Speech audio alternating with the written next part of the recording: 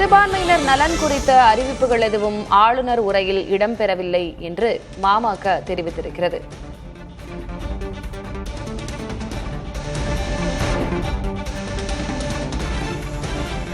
மனிதநேய மக்கள் கட்சித் தலைவர் ஜவாஹிருல்லா சட்டமன்றத்தில் இது தொடர்பாக உரை நிகழ்த்தியிருக்கிறார். ஆளுநர் உரையில் சிறுபான்மையினர் நலன் குறித்து எந்த அறிவிப்பும் இடம்பெறவில்லை என்று அவர் விமர்சனம் செய்திருக்கிறார். பக்ரீத்துக்கு விலங்குகளை பலியிடக்கூடாது என தீர்ப்பு வந்துள்ளது தொடர்பாகவும் அவர் எதிர்ப்பு தெரிவித்து பேசியிருக்கிறார். எதிர்காலத்தில் கோயில்களில் விலங்குகளை பலியிடுவதற்கும் பிரச்சினை வந்துவிடக்கூடாது என்றிருக்கிறார் அவர். சிறுபான்மையினர் நலன் குறித்த அறிவிப்புகள் எதுவும் ஆளுநர் உரையில் இடம்பெறவில்லை என்று தெரிவித்திருக்கிறார் மனிதநேய மக்கள் கட்சித் தலைவர் ஜவாஹிருல்லா. சட்டமன்றத்தில் இது தொடர்பாக அவர் உரை நிகழ்த்தியிருக்கிறார். 3.5 விழுக்காடு இடஒதுக்கீட்டில் பயனடைந்த இஸ்லாமியர் குறித்து வெள்ளை அறிக்கை வெளியிட வேண்டும் என்றும் அவர் வலியுறுத்தியிருக்கிறார். பக்ரீத்துக்கு விலங்குகளை பலியிடக்கூடாது என தீர்ப்பு வந்திருப்பது குறித்தும் அவர் அடிக்கோடிட்டு காட்டியிருக்கிறார். மேலும் எதிர்காலத்தில் கோயில்களில் விலங்குகளை பலியிடுவதற்கும் பிரச்சினை வந்துவிடக்கூடாது என்றிருக்கிறார் ஜவாஹிருல்லா.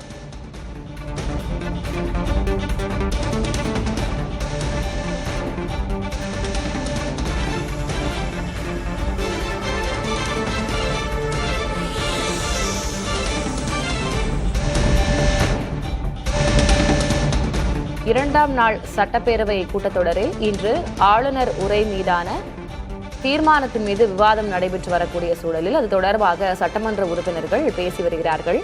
மனிதநேய மக்கள் கட்சித் தலைவர் ஜவாஹிருல்லா பேசும்போது ஆளுநர் உரையில் சிறுபான்மையினர் நலன் குறித்த அறிவிப்புகள் ஏதும் வெளியிடப்படவில்லை என்று தெரிவித்திருக்கிறார். மனிதநேய மக்கள் கட்சியின் தலைவர் ஜவாஹிருல்லா சட்டமன்றத்தில் இது தொடர்பாக பேசியிருக்கிறார். 3.5 விழுக்காடு இடஒதுக்கீட்டில் பயனடைந்த இஸ்லாமியர் குறித்து வெள்ளை அறிக்கை வெளியிட வேண்டும் என்று வலியுறுத்தியிருக்கிறார். மேலும் பக்ரீத்துக்கு விலங்குகளை பலியிடக்கூடாது என தீர்ப்பு வந்துள்ளது குறித்தும் எதிர்காலத்தில் கோயில்களில் விலங்குகளை பலியிடுவதற்கு பிரச்சினை வந்துவிடக்கூடாது என்றும் அவர் பேசியிருக்கிறார்.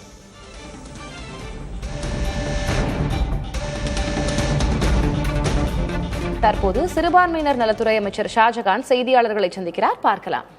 இந்த அரசு தர இருக்கிறது என்பதை குறித்து மானிய கோரிக்கையின் போதும் வினாவிடை நேரத்தின் போதும் நிதிநிலை அறிக்கையின் போதும் மிக தெளிவாக நிச்சயமாக சொல்லப்படும்.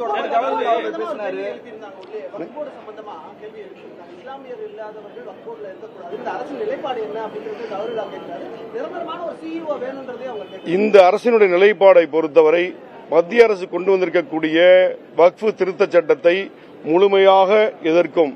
அதற்கான சட்ட போராட்டத்தை இந்த அரசு நிச்சயமாக மேற்கொள்ளும் என்பதை உறுதியோடு தெரிவித்துக் கொள்கிறோம். இன்றைய ஏற்கனவே உங்களுக்கு கேட்ட கேள்விக்கு சொன்ன பதில் தான் இருக்கும். இன்று நன்றி தெரிவிக்கக்கூடிய ஒரு தீர்மானங்கள் அடுத்த கட்டமாக இருக்கக்கூடிய மானிய கோரிக்கையின் போதும் நிதிநிலை அறிக்கையின் போதும் இவர்கள் கேட்கக்கூடிய கேள்விகளுக்கு நிச்சயமாக அரசினுடைய அறிவிப்புகளாகவே வெளிவரும். சட்டமன்றத்திலேயே உங்களுடைய பதிவுகள் இருக்கணும் அப்படின்னா ஒரு நிமிடத்திலாவது உங்களுக்கு வாய்ப்பு கொடுத்திருக்கலாம். ஏன் அந்த வாய்ப்பு கூட உங்களுக்கு வழங்கப்படல? காலத்தின் அருமை கருதி பேரவைத் தலைவர் அப்படி முடிவெடுத்திருக்கலாம். இருந்தாலும் எங்களுடைய ஆதரவு ஏகமனதாக அனைவருமே தெரிவித்திருக்கிறோம். ஒட்டுமொத்த இல்லாம கூட போயிருக்கல. இருந்தாலும் அன்றைக்கு தீர்மானம் எப்படி வந்திருக்குது?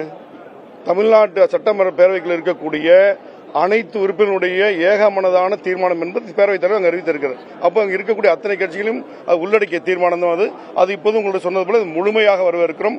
அரசு அதற்காக எடுக்கக்கூடிய அனைத்து முயற்சிகளுக்கும் அனைத்து நடவடிக்கைகளுக்கும் இந்திய யூனியன் முஸ்லீம் லீக் முழுமையாக துணை இருக்கும் என்பதை தெரிவித்திருக்கிறோம். நன்றி.